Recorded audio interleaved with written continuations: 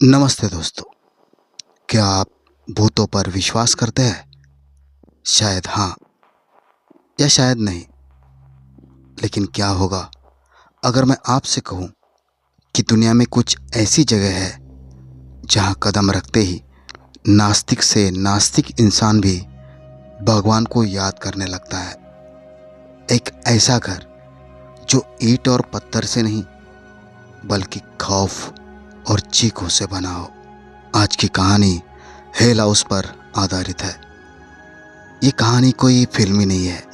ये एक असली परिवार के साथ बीती वो हकीकत है जिसने अमेरिका के पैरानॉर्मल इन्वेस्टिगेटर्स के भी पसीने छुड़ा दिए थे।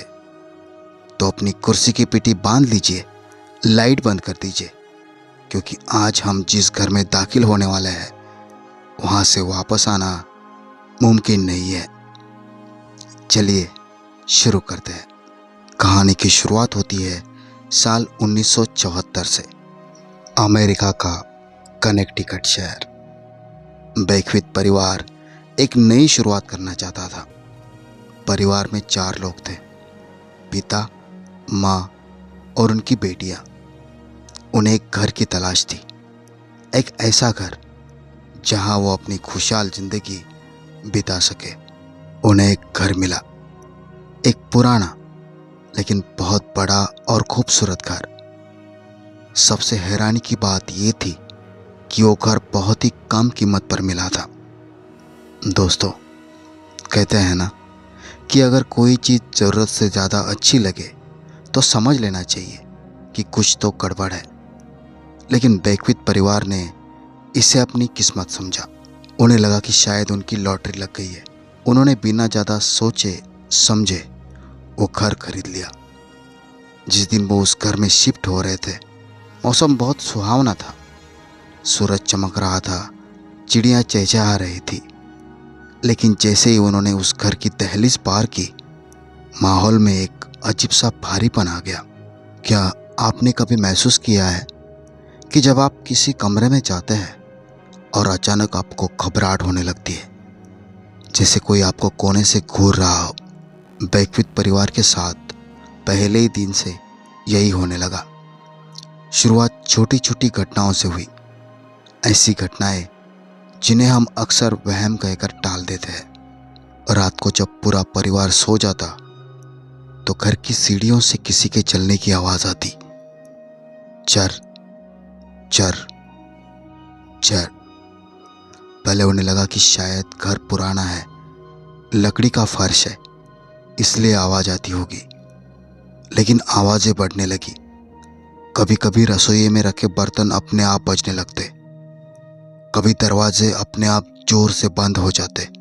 लेकिन सबसे ज्यादा डर उनकी बेटी कैरी को लग रहा था। कैरी को अक्सर ऐसा लगता कि उसके कमरे में कोई है। एक रात जब कैरी अपने बिस्तर पर लेटी थी, उसे लगा कि कमरे के कोने में अंधेरा कुछ ज्यादा ही गहरा हो गया है। उसने अपनी आंखें मली और ध्यान से देखा। वो परछाई हिल रही थी। वो कोई साधारण परछाई नहीं थी, बल्कि एक आदमी का आकार था। एक लंबा काला साया जो बिना किसी चेहरे के उसे घूर रहा था। कैरी चिल्लाई। उसके माता पिता दौड़ते हुए आए, लेकिन जब लाइट जलाई गई तो वहां कोई नहीं था। माता पिता ने उसे समझाया कि यह सिर्फ एक बुरा सपना है। नए घर में ऐसा होता है बेटा, डरने की कोई बात नहीं, उन्होंने कहा। लेकिन कैरी जानती थी कि वो सपना नहीं था। उस घर में उनके अलावा भी कोई था, कोई ऐसा जो नहीं चाहता था कि वो वहां रहे। जैसे जैसे दिन बीतते गए, घर का माहौल और भी भयानक होता गया। अब बात सिर्फ आवाज़ों तक सीमित नहीं थी। घर का तापमान अचानक गिर जाता। कड़ाके की गर्मी में भी लिविंग रूम में इतनी ठंड हो जाती कि मुंह से भाप निकलने लगती। एक दिन माँ किचन में काम कर रही थी। वो अकेली थी। अचानक उन्हें अपनी गर्दन के पीछे किसी की गर्म सांसें महसूस हुई, इतनी करीब कि उनके रोंगटे खड़े हो गए। उन्होंने झटके से पीछे मुड़कर देखा, लेकिन वहां कोई नहीं था। तभी उनकी नज़र ज़मीन पर पड़ी। उन्होंने देखा कि फर्श पर खून की कुछ बूंदें टपकी हुई है। उन्होंने ऊपर छत की तरफ देखा, लेकिन वहाँ कुछ नहीं था। वो खून कहाँ से आया, इसका जवाब किसी के पास नहीं था। धीरे धीरे वो अदृश्य ताकत हिंसक होने लगी। परिवार के लोगों को खरोंचें आने लगी, कभी हाथ पर, कभी पीठ पर, जैसे कोई अदृश्य जानवर उन्हें नोच रहा हो। रात को सोते समय उन्हें लगता कि कोई उनके बिस्तर पर बैठ गया है। वो हिल नहीं पाते थे, बोल नहीं पाते थे, बस अपनी ही बेबसी में घुटते रहते थे। इसे स्लीप पैरालिसिस कहा जा सकता था। लेकिन क्या एक ही समय पर पूरे परिवार को ये बीमारी हो सकती थी? कहानी में असली डरावना मोड़ तब आया जब उस साए ने छुपना बंद कर दिया। अब वो खुलकर सामने आने लगा था। एक दोपहर माँ घर के बेसमेंट में कपड़े धोने गई थी। बेसमेंट में हमेशा एक अजीब सी सड़न की बदबू रहती थी, जैसे कोई मरा हुआ जानवर वहाँ पड़ा हो। वो कपड़े मशीन में डाल ही रही थी कि लाइट झपकने लगी, फड़फड़ फड़फड़, और फिर एकदम से गहरा अंधेरा। उस अंधेरे में उन्हें एक आवाज़ सुनाई दी, एक भारी, मर्दाना और क्रोध से भरी आवाज़, निकल जाओ यहाँ से। वो बुरी तरह डर गई। वो सीढ़ियों की तरफ भागी, लेकिन ऐसा लगा जैसे किसी ने उनके पैर पकड़ लिए हो। वो गिर पड़ी। उन्हें लगा कि कोई उन्हें अंधेरे में खींच रहा है। उन्होंने पूरी ताकत लगाई, भगवान का नाम लिया और किसी तरह ऊपर की तरफ रेंगी। जब वो बाहर निकली तो उनकी सांस फूल रही थी और पूरा शरीर कांप रहा था। उस दिन बेक्वित परिवार को समझ आ गया कि वो किसी आम भूत का सामना नहीं कर रहे। ये कोई भटकती हुई आत्मा नहीं थी, ये कुछ और था, कुछ बहुत पुराना और बहुत बुरा। ये एक अमानवीय शक्ति थी। जब सारे रास्ते बंद हो गए और पुलिस या डॉक्टर कोई मदद नहीं कर पाए, तब उन्होंने उन लोगों से संपर्क किया जो इस दुनिया और उस दुनिया के बीच की कड़ी को समझते थे। जी हाँ, मैं बात कर रहा हूँ मशहूर डिमनोलॉजिस्ट एड और लॉरेन वॉरेन की। वही वॉरेन जोड़ी जिनके केस फाइल्स पर द कंजूरिंग जैसी फिल्में बनी हैं। एड और लॉरेन जब उस घर में आए तो लॉरेन, जो एक मीडियम थी और आत्माओं को महसूस कर सकती थी, उन्होंने घर में कदम रखते ही अपना माथा पकड़ लिया। उन्होंने कहा, इस घर में बहुत ज़्यादा नकारात्मक ऊर्जा है, यहाँ सांस लेना भी मुश्किल हो रहा है।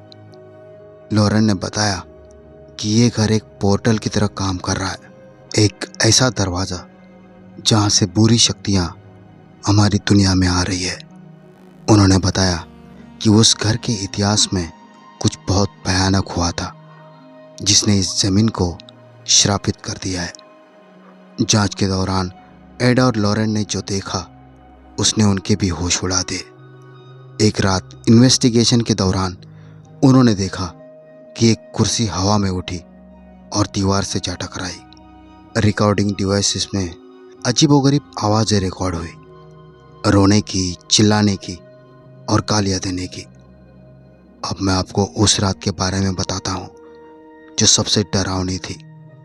वॉरेन दंपति ने तय किया कि इस घर को साफ करना पड़ेगा, लेकिन शैतान इतनी आसानी से हार नहीं मानता। जिस रात उन्होंने प्रार्थना शुरू की, घर मानो पागल हो गया। खिड़कियां जोर जोर से बजने लगी, दीवारों से अजीब सी खटखटाने की आवाज़ें आने लगी। ऐसा लग रहा था जैसे घर की दीवारों के अंदर हजारों लोग कैद हैं और बाहर निकलने के लिए पीट रहे हैं। कैरी, जो उस समय अपने कमरे में थी, अचानक अजीब बर्ताव करने लगी। उसकी आंखें पथरा गई। वो अपनी ही भाषा में नहीं, बल्कि किसी अजीब भारी आवाज़ में बड़बड़ाने लगी। वो हवा में देखने लगी और हंसने लगी। ये वो मंजर था जिसे देखकर किसी का भी दिल बंद हो जाए। एड वॉरेन ने अपनी पूरी ताकत लगाकर प्रार्थना जारी रखी। जैसे जैसे प्रार्थना तेज होती गई, घर का तापमान बढ़ता गया।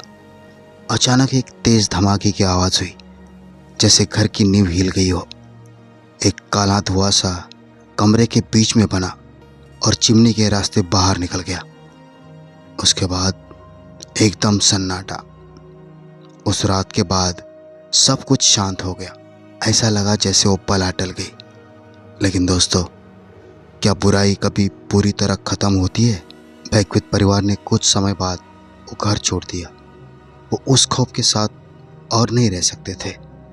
भले ही शैतान को कमज़ोर कर दिया गया था, लेकिन उस घर की यादें, वो घाव, वो डर उनके दिमाग में हमेशा के लिए छप गया था।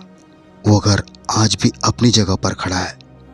कुछ लोग कहते हैं कि वहाँ अब सब सामान्य है, लेकिन कुछ पड़ोसी आज भी कहते हैं कि अमावस की रात को उस घर से अजीब आवाज़ें आती है। कोई खिड़की पर खड़ा दिखाई देता है जो बस घूरता रहता है। तो दोस्तों, ये थी कहानी हिल हाउस की। एक ऐसा घर जिसने एक हंसते खेलते परिवार की ज़िंदगी नर्क बना दी। ये कहानी दुनिया के सामने आई, लेकिन जो डर उस परिवार ने महसूस किया उसे शब्दों में बयां करना नामुमकिन है। इस कहानी से हमें ये सीख मिलती है कि कभी कभी हमें अपनी छठी इंद्री पर भरोसा करना चाहिए। अगर आपको किसी जगह पर जाकर बुरा महसूस हो तो वहाँ से चले जाना ही बेहतर है, क्योंकि कुछ दरवाजे ऐसे होते हैं जिन्हें बंद ही रहना चाहिए।